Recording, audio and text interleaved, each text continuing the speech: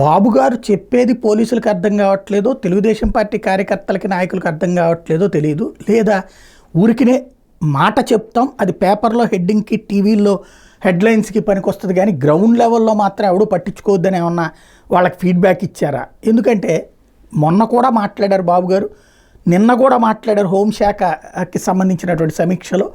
రాజకీయ నాయకుడు అనేవాడు తప్పు చేస్తే భయపడేటట్టు ఉండాలా, తప్పు చెయ్యకూడదు అనేటటువంటి ఫీలింగ్ రావాలి, ఏదైతే శాంతి భద్రతలు కాపాడాలని. మళ్ళీ నిన్న పొద్దున పేపర్లో అది బ్యానర్ హెడ్డింగ్కి వచ్చింది.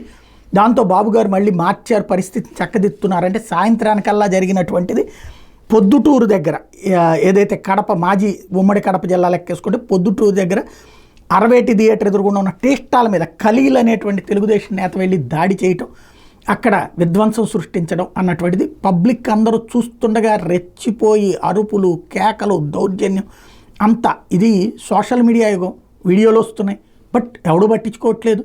అంటే మనలో ఒక ప్రతీకారం, ఒక కసి, సినిమాల్లో హీరో కనుక అవతల విలన్ని కొడతా ఉంటుంటే ఎలాంటి ఫీలింగ్ ఉంటుందో, అందులో మనవాడు విలన్ అయితే కనుక అంగీకరించలేం.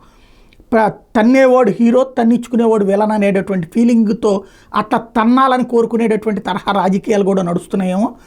మనవాడు తంతే తప్పేంటి అనుకుంటున్నారేమిటో తెలియదు. క్రమంగా చివరికి అరాచకం అన్నటువంటిది రాజ్యం వెళ్తోంది. దాన్ని ఆపకపోతే అత్యంత ప్రమాదకరం.